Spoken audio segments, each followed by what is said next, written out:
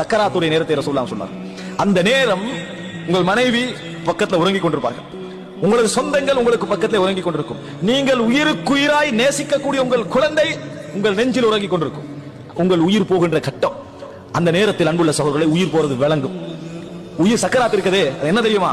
உலகத்தில் அரைவாசி, மறுமைக்கு அரைவாசி, பர்சகுக்கு அரைவாசி.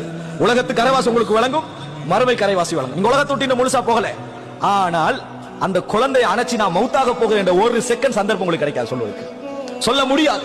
நீங்க மரணத்தை உணர்வீர்கள், சொல்ல முடியாது. மனைவியின் கையை பிடித்து நான் மரணிக்க போகிறேன் என்ற செய்தி உங்களுக்கு சொல்ல முடியாது. அவர்கள் பார்த்தால் கஞ்சாடை தான் ஒரு வகையில் உங்களுக்கு என்ன செய்யலாம், காட்டலாமே தவிர வேற எந்த அசைவும் உங்களுக்கு இருக்காது. இந்த மாதிரி நேரத்தில், இப்படியான ஒரு பாரமான நேரத்தில் நீங்கள் யா அல்லாஹ் உனது சந்திப்பை நான் விரும்புகிறேன் என்று உங்கள் ஆழ் மனது சொல்லுமாக இருந்தால், உங்கள் ஆழ் மனது அதை அங்கீகரிக்குமாக இருந்தால், அஹப்பல்லாஹு லிகாஹு, அல்லாஹு தஆலா அவரது சந்திப்பை விரும்புவான் என ரசூலுல்லாஹி ஸல்லல்லாஹு அலைஹி வஸல்லம் சொன்னார்கள்.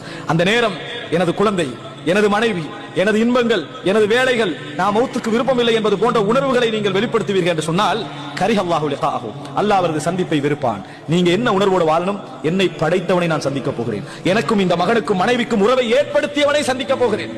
திருப்பி அவன் ஏற்படுத்த மாட்டானா? ஏற்படுத்துவான். அவன் தான் எனக்கு காஹிர், என்னை அடக்கி ஆளக்கூடியவன் என்கின்ற எண்ணம் நமக்கு வருமாக இருந்தால், அஹப்பல்லாஹு லிகாஹு, அல்லாஹு தஆலா அவரது சந்திப்பை விரும்புவான் என சொன்னார்கள்.